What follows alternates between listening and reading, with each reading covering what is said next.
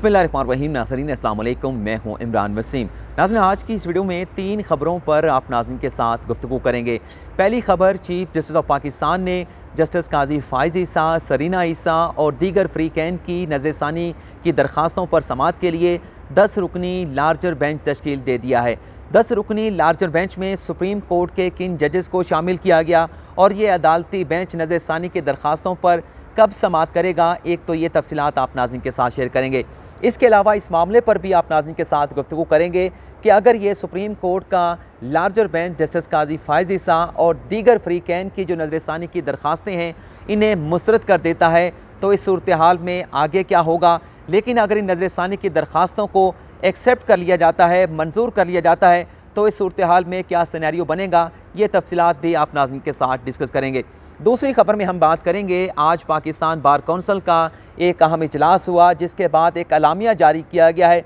इस अलामिया में Islamabad high court से कुछ मुतालबात किए गए हैं पाकिस्तान बार कौंसिल की जानिब से और अल्टीमेटम दिया गया है पाकिस्तान बार कौंसिल के इस अलामिया में इस्लामाबाद हाई कोर्ट को कि अगर ये हमारे मुतालबात मंजूर ना किए गए तो पाकिस्तान बार कौंसिल अपने इन मुतालबात के हक़ में क्या इक़दामात उठाने जा रही है, ये तफसीलात भी आप नाज़रीन के साथ मैं शेयर करूँगा। तीसरी खबर में हम बात करेंगे, आज ब्रॉडशीट कमीशन के हवाले से एक एलामिया जारी किया गया है जिसमें यह बताया गया है कि ब्रॉडशीट कमीशन ने अब तक की अपनी तहकीकात में किन लोगों के बयानात रिकॉर्ड किए हैं। लेकिन ये जो एलामिया जारी किया गया है, इस एलामिया ने ब्रॉडशीट कमीशन की जो गैर जानिबदारी है उस पर बहुत सारे सवालात जो हैं वो उठा दिए हैं। ये एलामिया किसकी जानिब से जारी किया गया और ये एलामिया किसकी जानिब से जारी होना चाहिए था, इस पर भी आप नाज़रीन के साथ बात करेंगे। तो सबसे पहले बात कर लेते हैं कि जो 10 रुकनी larger bench chief justice of Pakistan की जानिब से नज़रसानी की दरख्वास्तों पर तश्कील दिया गया है, इसमें सुप्रीम कोर्ट के किन जजेस को शामिल किया गया है।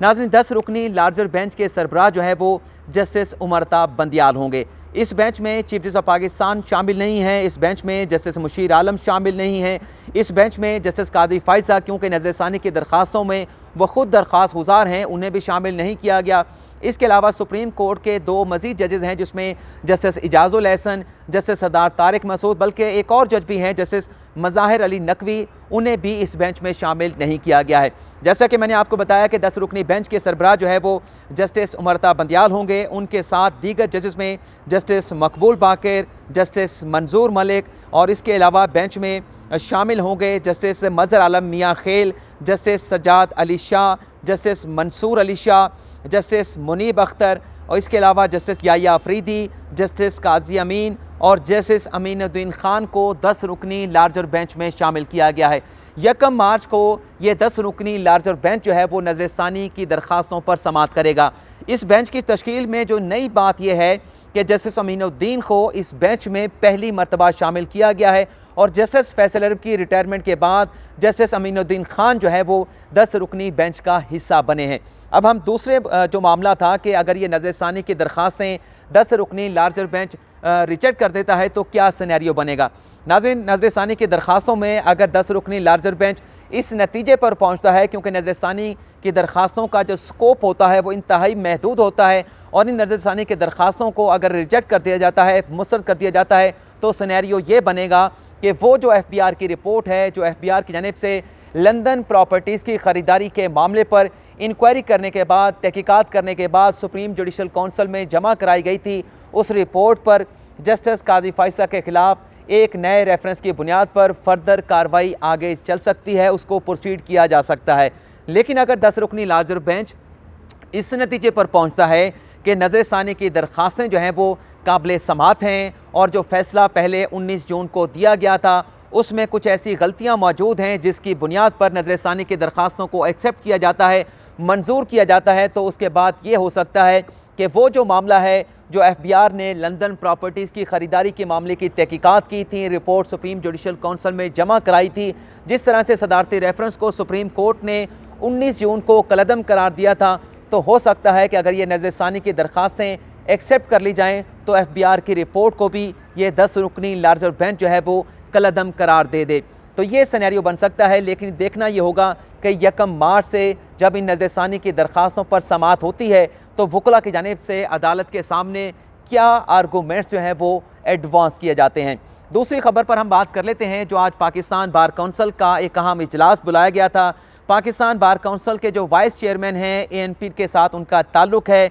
मेंबर खैबर पख्तूनख्वा असम्बली भी हैं, खुशदिल खान की सरबराही में ये इजलास हुआ। इस इजलास के बाद जो एलामिया जारी किया गया है, पहले तो इस इजलास में गौर किया गया था जो वकला ने इस्लामाबाद हाई कोर्ट पर हमला किया था, वकला के जो चैम्बर इस्लामाबाद की इंतज़ामिया की जानिब से गिरा दिए गए थे, इन तमाम मामलात का आज के पाकिस्तान बार काउंसिल के इस इजलास में जायज़ा लिया गया। इजलास का जायज़ा लेने के बाद जो एलामिया जारी किया गया उसकी तफसीलात भी मैं आप नाज़रीन के साथ शेयर कर लेता हूँ। इस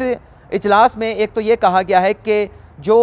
मुकदमात का इंदराज किया गया है वकला के ख़िलाफ़ इस्लामाबाद हाई कोर्ट पर जो हमला किया गया था, मुबैना तौर पर, वैसे मुबैना तौर पर तो कहना भी ज़्यादती होगी, वो तमाम के तमाम जो FIRs हैं, जो मुकदमात हैं वकला के ख़िलाफ़, वो वापस लिए जाएँ। दूसरा मुतालबा किया गया है कि जिन वकला के ख़िलाफ़ तौहीन अदालत की कार्रवाई का आगाज़ कर दिया गया है, इस्लामाबाद हाई कोर्ट उन वकला के ख़िलाफ़ तौहीन अदालत की कार्रवाई कर रही है, जिन्हें नोटिस जारी किए गए हैं, ये तमाम तौहीन अदालत की कार्रवाई, तौहीन अदालत के नोटिस जो हैं, इनको भी वापस लिया जाए। इलामिया में ये भी कहा गया है कि इस्लामाबाद हाई कोर्ट की जानिब से वकला के ख़िलाफ़ जो डिसिप्लिनरी प्रोसीडिंग का आगाज़ किया गया है, इस्लामाबाद हाई कोर्ट के पास ऐसा कोई अख्तियार नहीं है कि वकला के ख़िलाफ़ वो इंज़बाती कार्रवाई कर सके। ऐसा कोई अख्तियार जो है कानून इस्लामाबाद हाई कोर्ट को नहीं देता। इलामिया में ये कहा गया है कि अगर वकला के ख़िलाफ़ किसी किस्म की डिसिप्लिनरी प्रोसीडिंग होनी है तो ये अख्तियार जो है वो पाकिस्तान बार काउंसिल का है और मुतलका बार काउंसिल का ये अख्तियार है,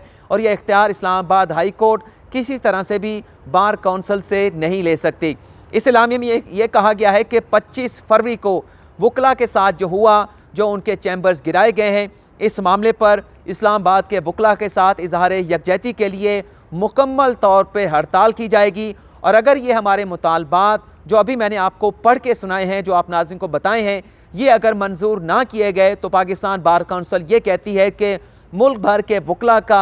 एक कन्वेंशन बुलाया जाएगा और उस कन्वेंशन में आइंदा के लाहे अमल के हवाले से फ़ैसला किया जाएगा। तो ये ख़बर आ गई कि जो वकला के जो गैर कानूनी चैम्बर्स थे मुबैना तौर पर, जिसे इस्लामाबाद की इंतज़ामिया ने गिरा दिया था और मज़ीद भी नोटिस जारी किए गए थे, उसके ख़िलाफ़ वकला ने ये हुक्मत अमली बनाई है। और इलामिया में ये भी कहा गया है कि मज़ीद जो चैम्बर्स गिराने के नोटिस जारी किए गए हैं वो तमाम नोटिस भी जो हैं वो विड्रॉ किए जाएँ, तमाम नोटिस को वापस लिया जाए। ब्रॉडशीट कमीशन की खबर पर भी आप नाज़रीन के साथ गुफ्तगू कर लेते हैं। नाज़रीन, पहले तो बता देते हैं कि ब्रॉडशीट कमीशन की खबर क्या है, अब तक की तहकीकात क्या हैं। 9 फरवरी से ब्रॉडशीट कमीशन ने अपनी तहकीकात का आगाज़ किया था। जो आज एलामिया सामने आया है उसमें यह बताया गया है कि कमीशन ने अब तक 4 जो चेयरमैन हैं नैब के, उनके बयान रिकॉर्ड कर लिए हैं। सबसे जो अहम बयान है, जो चेयरमैन हैं नैब के साबिक जनरल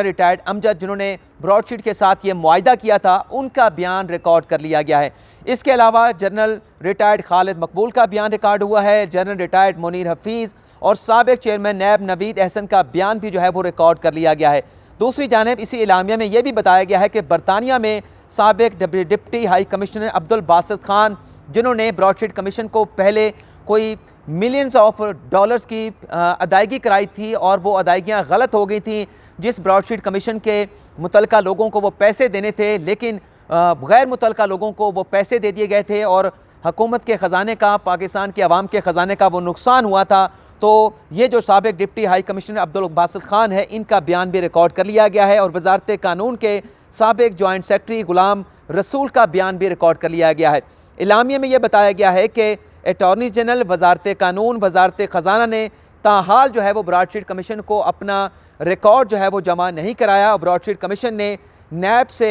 ब्रॉडशीट मुआहिदे के हवाले से तमाम रिकॉर्ड जो है वो तलब कर लिया है। ये नाज़रीन जो हमें इलामिया भेजा गया है, इस इलामिया पर लिखा गया है government of Pakistan commission of inquiry